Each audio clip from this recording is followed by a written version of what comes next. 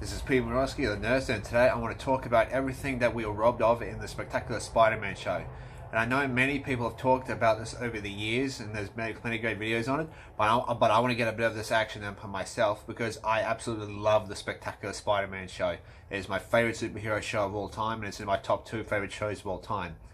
Now, everyone knows there was going to be 5 seasons and 5 straight to DVD movies, following Peter's journey from being a shy high schooler to an absolute chatted superhero.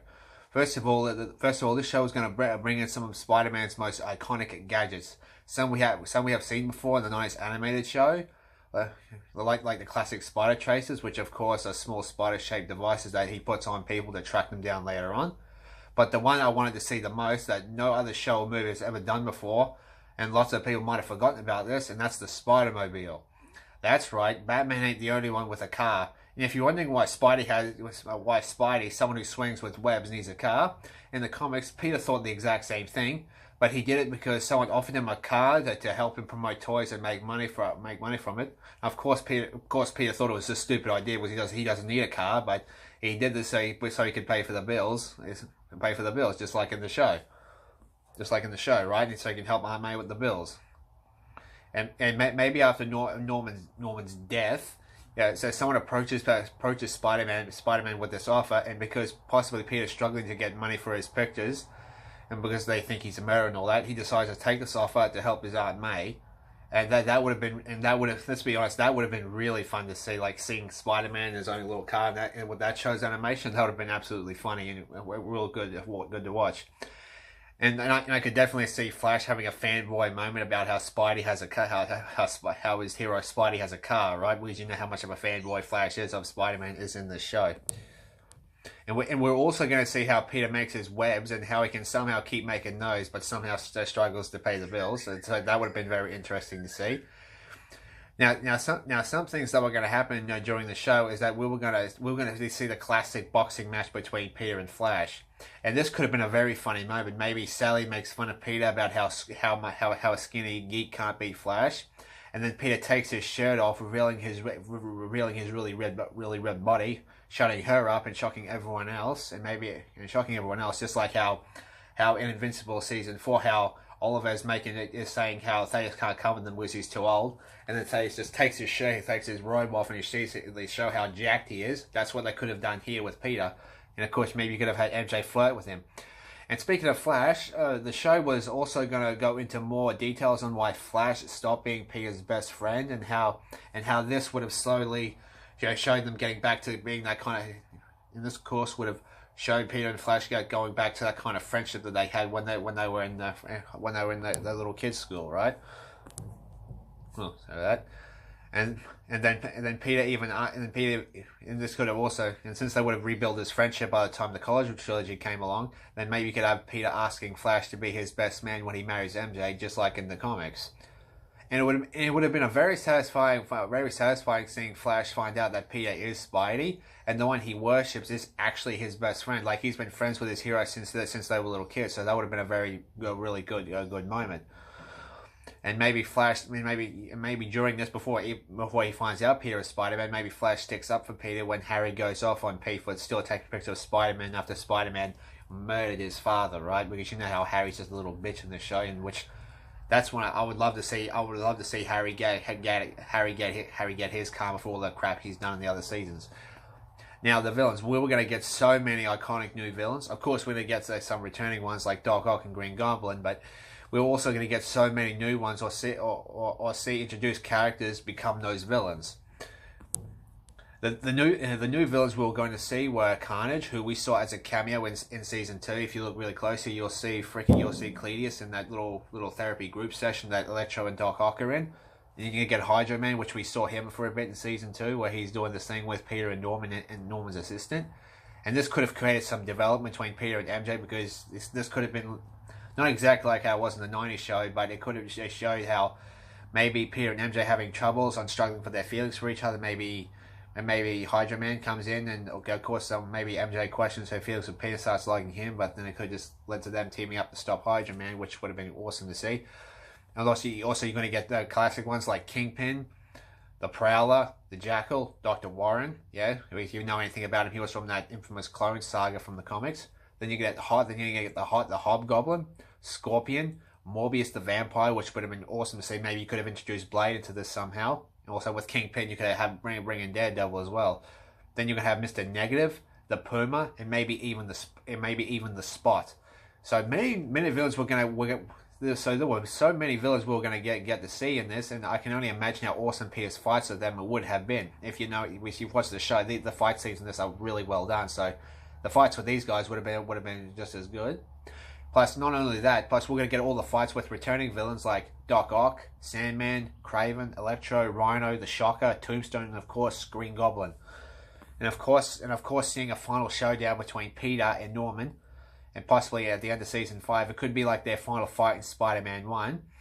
And if you watch that movie, that is one brutal fight scene. In my opinion, that is without a doubt the best superhero fight we have ever seen in movies or shows. You can see how badly Peter gets beat up in that fight, and that's what they could have done here.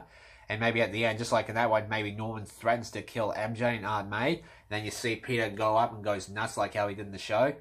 Though I imagine they're not going to do the same thing where Norman kills himself like in that movie, but they're going to obviously have Norman be arrested, because we've already done the whole thing of how we think Spider-Man killed Norman thing. We've already done that, right? At the end of season 2, we've already done that. So it could have just had a final fight out, where Peter's just beating him up, and to the point where he stops what he's doing because he thinks he's going to kill him, and he sends him to jail.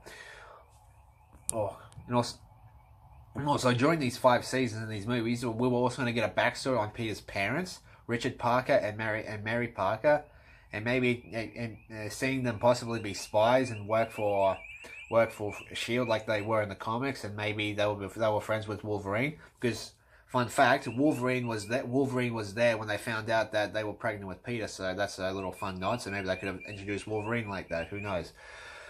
Yeah. Or possibly they could be scientists like in the Amazing Spider-Man movies, because of course if you watch the show, you know that Peter's parents were friends with Eddie's parents, and they had to go together. And all 4 of them died in the plane crash, right? So they could have been spies together or scientists. So who knows? And also, I just want to point out that no one else seems to notice, or maybe they do notice, but they just don't bother to bring it up. It's how Peter's mother and MJ, his future wife, have the same first name. And that would have been funny. That would have been funny if someone brought that up in the show. Like maybe MJ makes a joke about how, is this why Aunt May and her Aunt Anna wanted to introduce Peter and her so much, because she has the same first name as Peter's mother. So that would have been very fun to see. Oh yeah, sorry about that. Mucking around with my script there. Of course, the thing I wanted to see the most is the love story between Peter Parker and Mary Jane Watson finally done right. And of course, I've already made a video on how great this MJ could have been, but I'm going to go into a little bit more in here.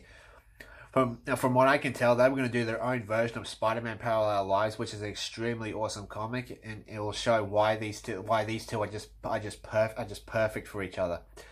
And for the first time in movie and show history, we could have had Gail Watson, the big sister of MJ, which no other adaptation, no matter which one you do, no matter if it's the 90s show, of course the movies and all these other animated shows, they've never done Gail Watson. So this could have been the first time we actually saw Gail Watson in a show, right? So this could have been very awesome.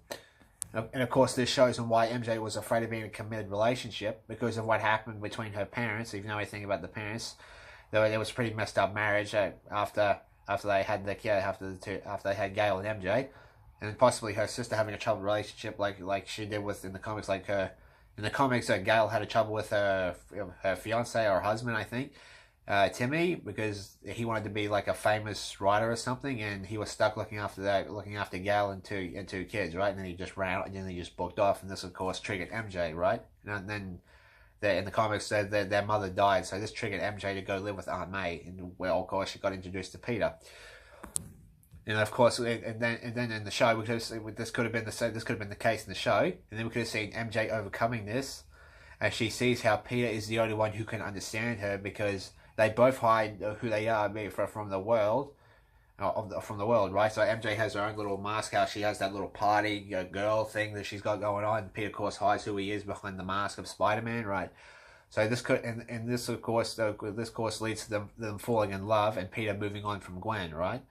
Because apparently Gwen apparently stopped believing in Spider-Man after season 2, and maybe she moves. Maybe after finding out that Peter is Spidey, she moves away from the city because she can't deal with this, and all. And this, of course, would lead to Peter and MJ getting together, right? And they wouldn't have to do the whole death of the Gwen thing like they did in the comics or in the Amazing Spider-Man 2, right? Ooh, yeah. And of course, this could have been a great relationship between Peter and MJ all the way to the end of the college trilogy, where Peter asks his Mary Jane to marry him, and she says yes, and we can finally see a proper Peter and MJ marriage on screen, not him marrying a water clone and then marrying the real one in a comic continuation like the '90s animated series, right? Like I've mentioned this a couple times before on my channel, on my other Peter and MJ videos, so. And maybe the final college film can, yeah, obviously, of course, I know they're probably just going to end it with them being married, but I would have loved to see them actually be a married couple for a while, like maybe seeing them on their honeymoon, and maybe in the final college film, maybe they could get married in the first college film, or the second college film, and the third one can be, maybe, I don't know, maybe they can get married in the first college film, at the end of the first college film, and then in the last two ones, we could see them there being a married couple, like them. Going on their honeymoon, and maybe see MJ become pregnant and have their daughter, Anna May Parker / Spider, like in the Amazing Spider Renew Your Vows comic, which is an awesome comic, I love it. Or maybe Mayday Parker / Spider Girl, like in the Spider-Man Across the Spider-Verse movie, right? So this would have been really fun to see, and this could show finally why Peter and MJ are the GOAT superhero couple of all time, and this would have definitely surpassed Peter and Gwen from the Amazing Spider-Man movies. And I know people say that the relationship between them in the comics is crap, but I don't count that. All that, I don't even want to say the guy's name. That's not canon to me. One More Day, that's not canon to me. Renew Your Vows is the true ending to the original Peter and MJ relationship. And that Ultimate Spider-Man comic from 2024 to 2026, I believe. And that's the continuation. You read those comics and you'll see why these are the best superhero couple ever. And this show would have been the perfect adaptation of them showing them on a TV on screen. And that's all of the really great stuff we were robbed of. Thank you, Disney, who is now ruining freaking MCU. Except for there's a few good movies in there, but other than that, Disney's kind of like ruined Marvel movies in the MCU. So, but that said, there is still hope for the Spectacular Spider-Man, because there's a small fan company called Harsh Spectacle Stars who are currently making their own version of the continuation of the Spectacular Spider-Man. I've seen a clip of theirs. They released way more than a year ago, and it looks very good. The animation's of course it's not going to be on the same par as the actual show, but it looks pretty decent enough. And of course, this is a fan-made company, and this company's been making it for fans, right? So it's going to, because they're sick and tired of waiting for if the studios are going to make an actual season 3, so they are doing it themselves. And of course they've been in development for years now, and they really need some help, because they really need some help. So everyone who wants the Spectacular Spider-Man show to come back just as much as I do, please rally behind these guys and give them your full support. And if this becomes popular enough, I'm not saying it will, because we know that modern Disney and modern Hollywood is not freaking good in the head. So it could get the studios to make the true season 3 and beyond. And Josh Keaton, who voiced Spider-Man, he's still up for it after, I don't know, maybe after the show was cancelled in 2009, 17 years later. He still wants to do it, and he loves this character so much, he reprised the role of this particular Spider-Man for a small cameo in Spider-Man Across the Spider-Verse. You see that scene where he just goes up to Miles and say, that's how it is, Miles, and all that kind of stuff, right? So this fan-made project might inspire Josh Keaton. I'm not saying it will, because Josh Keaton's probably got his own stuff going on, so don't want to bother him too much, but this could inspire him to get the studios to stop with this legal rights crap and make it happen, because that's the whole reason why the show was cancelled in the first place. Like the Sony and the Disney thing, it's got messed up, and if you messed up, right? So, so I just worked out my script there, and of course they will have to find someone else to voice Norman Osborn, not the Green Goblin persona, but like the actual Norman Osborn, because the actor suddenly unfortunately passed away. So that's unfortunate. So other than that, everyone who's a Spectacular Spider-Man fan like me, let's rally behind Spectacle Stars and let's get back our favorite web slinger. And instead of that Ultimate Spider-Man show and that Spider-Man Disney X crap. Like, yeah, if you like those overall, those shows are shit. Like, compared to this and this 90s show, they're crap. They're very good. However, they just end this off. Like, I will give these shows their credit for one thing about. I'm gonna give these shows credit for some things they did. Just one thing they did each. The Ultimate Spider-Man show. The only thing I give the Ultimate Spider-Man show credit for is the friendship between Spider-Man and Hulk.